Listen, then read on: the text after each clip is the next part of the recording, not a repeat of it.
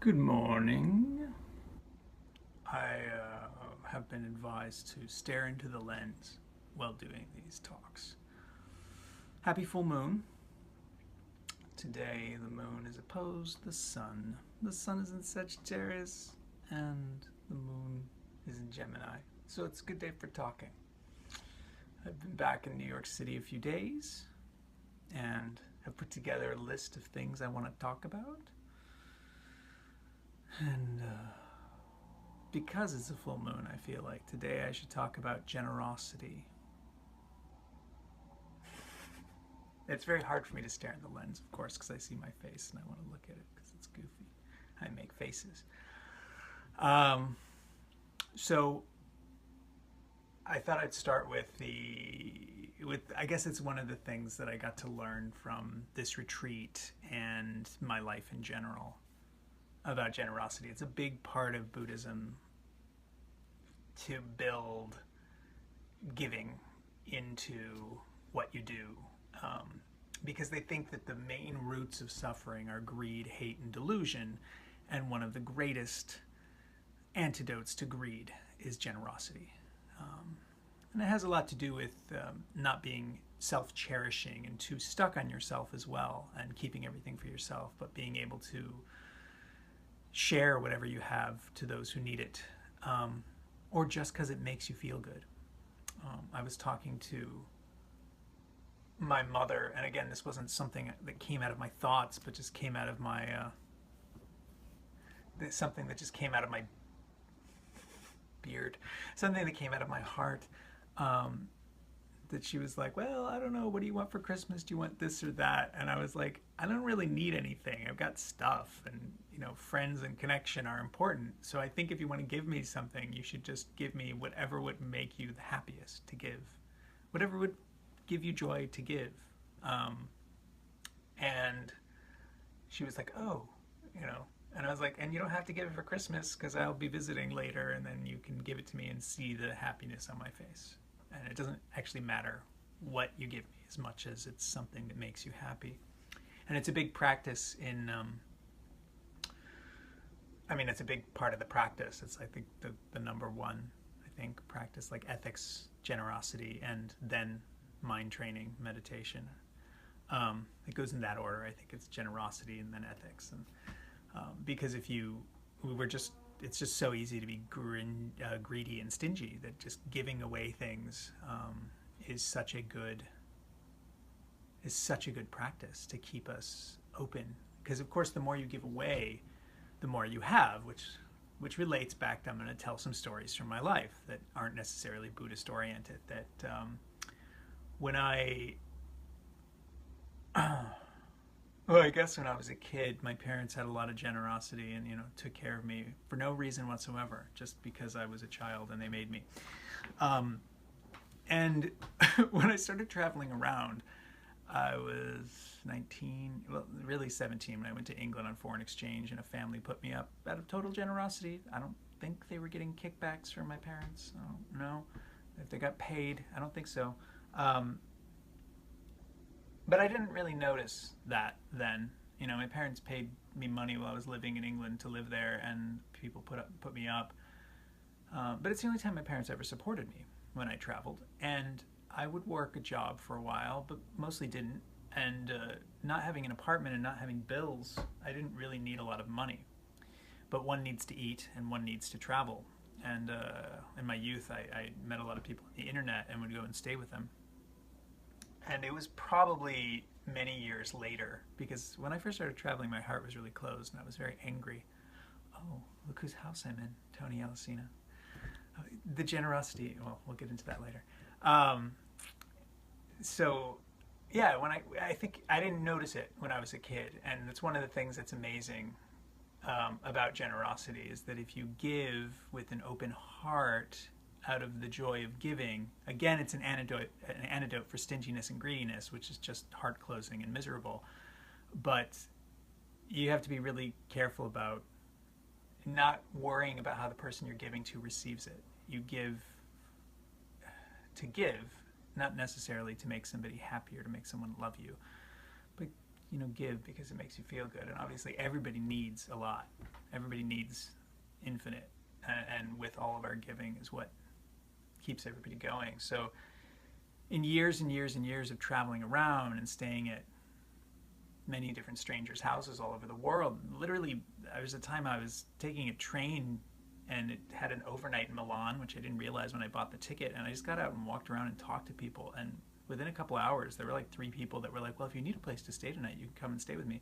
This wasn't like a gay cruising hookup thing. This is just like some nice people in Italy that were just like in Milan, which is a big city. And they're, I was just some like, what was I, 24? They're like, yeah, you can come stay with me. The world is filled with generous people. And people have been so generous to me in my life. I mean, and some of it was weird and beholden, but most of it was just really, really kind generosity. And some people were obvious about that, made a point of being not clingy and not controlling. And some people were just very, maybe had some kind of manipulation in mind, but they weren't. It's amazing. In the 12 years that I was a wandering vagabond person, I only had, I think, 1 or 2 bad situations happen to me, which is just fascinating. Everybody's like, aren't you afraid you're going to get murdered or something? And I'm like, no. And nothing.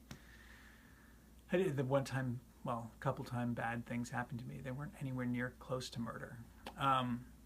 So when I settled in the city, it was very important to me to have an apartment that I could host guests, because people have been so generous to me throughout my life, and I'd only really come to respect that once I settled in New York, or was getting ready to settle in New York. I was old enough, and I had matured enough, and I had enough of an open heart to really see how generous people had been to me, so that when I settled in New York, I made sure I had an apartment that had a guest bed. And whenever I talked to people and they needed a place to stay, either if they were people I knew or people I didn't know, I was like, you're welcome to stay at my place. And it was very nice to be able to extend that generosity. One of the things I reflected on during the retreat is living in New York City. Most of the time I see homeless people, or not homeless people, beggars, let's say beggars, because homeless implies something that might not be necessarily what their situation is, but beggars. I just assume they're lying drug addicts now. I've lived in New York for 9 years, and I give money to musicians, and sometimes Showtime, the performers and stuff. But mostly I give money to musicians. So, but it feels kind of economical in that way, of thinking that they're doing something good. They're trying to take their energy and share with the people around them. Sometimes it's annoying, but it's still they're giving music, and so I give in generosity, but it still feels kind of economical. And so one of the practices I thought that I would engage in is, anytime I see somebody begging now, I'm just going to give them some change and just see how that feels. Because again, it'll be like a practice of being like, well, am I bitter? Do I really think they're drug addict liars? Because I don't know. And when I moved to my new neighborhood, there was a woman who came out of the hospital, and she's like, I just got out of the hospital and I need some money for a bus fare. And I was like, okay. And I gave her $1, and she's like, I need $5. And I was like, okay. And I was in a hurry, but I was like, and this was a few months ago, so I was like, okay, fine. And I gave her $5. And she was hanging around the neighborhood for days. So every time I saw her after that, I was like, you fucking bitch, you lied to me. And it doesn't feel good to feel bitter about giving. There's another old woman who, she was bothering the ice cream. There's an ice cream seller. It's like a stand in my neighborhood. And she was really bothering the guy. This was in, I think, September or August before I left. She was really bothering him, and you could tell he was very uncomfortable. So he's so grateful, even though I look like a homeless person myself, that I walked up to him and I was like, I would like to buy some ice cream, please. And he's like, oh, thank you. I'm going to focus on you. And, she walked away. But after I bought the ice cream cone, she walked up to me and started begging it. And she sounded very much like gypsies I've encountered in Europe, her accent. And I was like, oh. Then it kind of filled my heart with like, oh, sure. And I gave her $1. And she's like, no, I need more. And I was like, that was your response, really? But it was again like I had to check like what did I expect? Did I expect her to be like, oh, thank you for this dollar? You know, like a dollar is never enough for anything, but if enough people give a dollar, then you have a 20 or whatever. But I mean, there's no amount of money that can ever. There's no amount of money that's ever enough.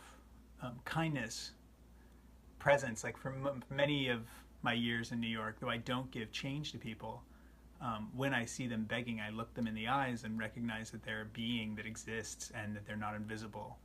And that's a type of generosity. Um, but it's interesting to make a practice out of it, and especially this time of year where everybody's really connected to the idea of giving, but there's often a lot of stress on it. There's like obligations um, about it, and this retreat I went on, this 3 month retreat, I put myself on a waiting list, and I found out I got into it 2 weeks before it started, and it was pretty expensive. I mean, not expensive, not more expensive than my everyday life. Like I did the math, and I was like, the way I live, which is like paying rent, and I have a pretty cheap rent. I have a pretty cheap rent. Paying rent, buying food, occasionally going to Korean spas or theater or movies with my hedonist friends. Um, that I, would spend $6,000 a month, sure, or $6,000 over 3 months. I would spend more than that, probably, maybe not. Oh yeah, no, I would spend more than that. And so there was like the cheapest price you could pay for the 3 month retreat was like 5,500 if you're paying unless you get a scholarship or something. And then you give more to the teachers, and then I had to cover my rent. And I was really shocked that from the 2 weeks point that I found out I got into the retreat, I made more money doing massage, like actually doing sessions, than I usually do in a month, in an average month. In those 2 weeks, I was sick, I was worn down, but it's still like the way they just manifested was amazing. And a few of them prepaid me for sessions afterwards, so that wasn't even included in the money I made. That was like people prepaying me, and then other friends prepaid me for massages as well. And I was able to get a massage client right away. And it's the way the generosity just flowed. Like, and people gave me $1,000 on GoFundMe, like just gave me, just like here. And some of them were people I've never even met. Some of them were people that I don't know anything about. And I was just pretty, grateful for that. And it's being open to giving away, giving when something's needed. Obviously, I mean, it's not an economical thing, but it allows the energy to keep flowing. So you never know when you're going to be in a situation where you need something, if it's just, I don't know, a swipe on a Metro card or an airplane ticket across the world. You never know when you're going to need something, and somebody will be like, oh, no problem. Because there are people, like one of the stories at the meditation center was one of the guys who started it, it's a nonprofit organization. It's been running for 40 years. I don't remember how long ago this happened, but some of the people who go to this retreat center are very, very rich. Some of them are not very, very rich. I mean, after I got out of my second retreat, I remember seeing a new BMW parked in the parking lot that had vanity license plates that said dukkha, which is the old Indian Pali word for suffering, to know that attachment and desire is suffering. But still, they had a really fancy car. And anyway, one of the starters of the meditation center, he said, one of the people who'd come to the meditation center for years bought some land next door. Maybe they owned the land next door already, or they bought the land next door and built him a house. Just built him a house. Not just him, but him and one of the other founders. And, when he first went there, he was like, oh, this is too nice for me. I have to give this away to the staff or something, or maybe this could be a special retreat center, but I can't keep this. But then he was like, well, I guess I'll keep this. I need a home. It's nice, and he's just very grateful. But one of the lessons he taught us, or practices that he taught us, was that you can practice generosity by listening to your impulses. And whenever you have an impulse to be generous, try to act on it immediately without second guessing it, because we have a lot of habitual programming and self-cherishing, and it's like, oh, I gotta have enough for myself kind of thing that gives us reasons to not be generous. And it's like, that's okay. There's always reasons to not be generous, and you don't want to give more than you can sustainably give, because that's not healthy. But that if you feel a generous impulse, to act on it, and then just reflect on how that makes your heart feel. Or later, days later, whatever, you can reflect on how that makes your heart feel.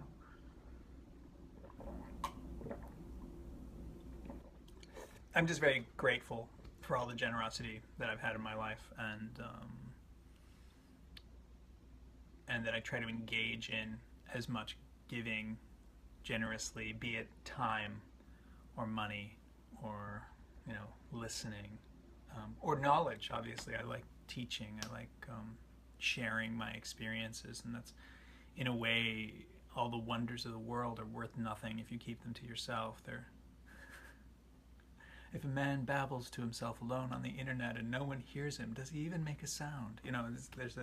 There's all the beauty and all the knowledge is worth nothing unless you can share it with people. And that's, again, it's a type of generosity to just want to be like, oh, what are you doing today? Are you reading stuff about insane political stuff that makes you feel crazy and hateful and desperate and confused?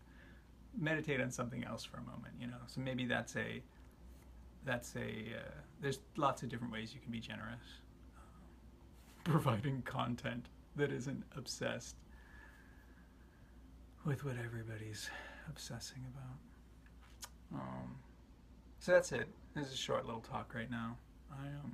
I've been back in the city a few days, and I'm very grateful for the conditioning that has just happened for me over the last 3 months. I've been seeing a lot of my regular habitual actions, desires, habits coming up, and sometimes I'll just find myself acting on them, just doing what I normally did, and all of a sudden I'm just like, mindfulness kicks in and I'm like, I don't actually want to be doing this, and I just stop. So it's very nice, and everything's changing, so that's good. We're approaching another new year. I always like thinking of the solstice as a new year, and then the end of the year is a new year, and great beards. So yeah, it was just about that.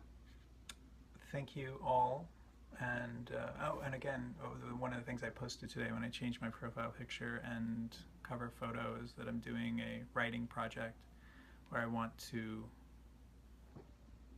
give, and you can give whatever. I want to transcribe a bunch of my paper journals into digital, and habitually I'm somebody who, when I'm alone, tends to waste time on the internet, as many people can, or internet or TV or whatever our vices. So part of the request to have people help me sit with me transcribing, because I could probably just do it through Siri, but I don't really like talking to a robot as much as it'd be more interesting to talk with people, to transcribe the journals. So if you're at all interested in me reading my old journals to you and typing them out and then emailing them to me, unless you're in New York, and if you're in New York, you can come and hang out with me in person. And I am willing to pay $13.33 an hour through any of the internet services. Thank you, Aaron. Yeah, cool. Or I can teach you meditation or Qigong or yoga, which can be done easily through video, through Skype or FaceTime. Or if you're in New York or coming to New York, adding up at least $200 worth of transcribing, I will give you a massage, which is a discount, a 2-hour session. Or you can just do it because you're feeling generous. For however long you feel generous. Maybe you're even interested. Thank you, everybody. It's good to be back. It's kind of exhausting. I just want to sleep and eat and hide, but have also the desire to get out and do things and get things. And I'm such a bad bachelor living at this retreat center. They like feed you and you sleep at a regular schedule. And already back here, I'm just like, I'll just put an egg in the toaster oven. Just like, It's so easy for me to ignore food. But now I'm going to go get some food and then do a transcribing project with my good friend Jorge Clar. So much love to, oh, and there's my mother. Much love to all of you. Have a beautiful day, and thank you.